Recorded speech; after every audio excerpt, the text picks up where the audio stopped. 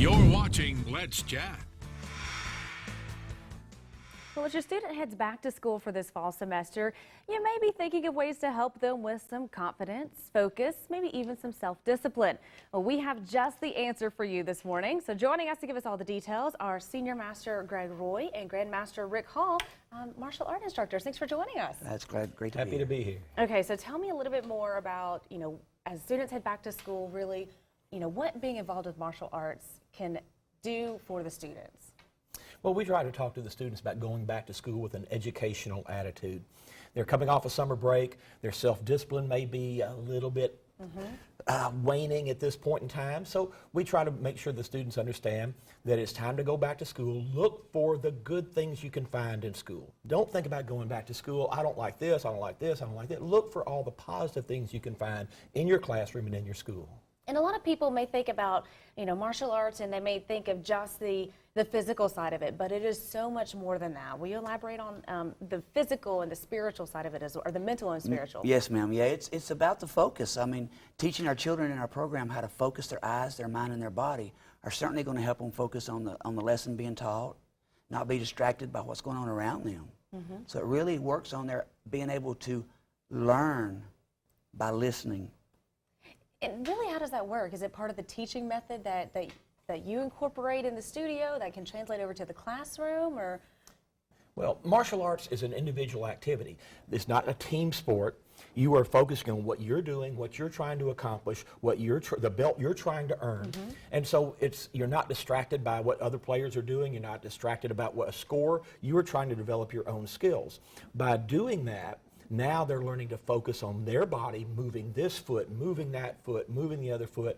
Children that have trouble staying focused, children with ADD, ADHD, hyperactivity, thrive in a martial arts environment because you put them on just for instance, great sport, but a soccer field, and it's chaos, people running all around. Now they're focused on just what they're doing. They don't care what the person next to them doing. They don't have a position to fill. They can just learn and go with their own speed and their own pace. Right, focus on that task at hand. Exactly. And so a lot of people wonder if, martial arts is maybe right for their student, or if they're right at the right age. Is there a sweet spot age or grade level wise to get a student enrolled?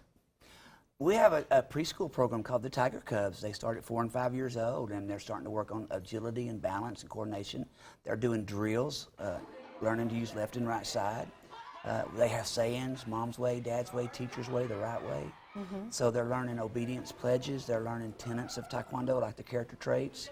So yes, I think starting them at a preschool age gets them ready for kindergarten, preschool. We have male instructors that work with them as well as female, so they're not with just a lady teacher all day long. That gives them a variety of change. Absolutely. Now, are you ever too old to start? Never, never. I just had a gentleman come back from Birmingham, Alabama, and I don't want to give away any ages, but he trained with him, with his instructor in Birmingham. Oh, wow. Many years ago. He's testing this Saturday for his black belt. How fun. Now, you were mentioning, of course, that since we're heading back to school, this might be a great time to get some students involved and enrolled. But you're doing a little bit of work related with the school system that's not focused really on physical. We're all talking verbal here. Yes, confidence. You want to build confidence in children. One out of 5 children statistically have problems with bullying in school.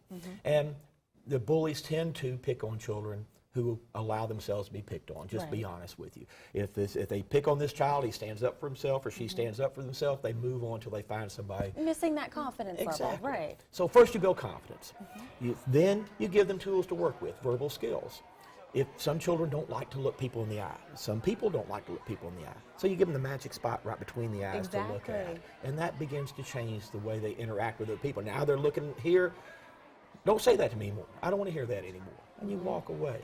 But you have to stand up for yourself. It's all the body language and the verbal. That's yes, exactly right. Okay, so how do we need to get in touch with you if we want to enroll in one of the classes? If a student wants to come in, let them come in. Try a couple of free classes. There's no charge at all for that. Bring the child in. Anything less than 4 years old, a little too young. You don't build confidence in children by setting them up to fail.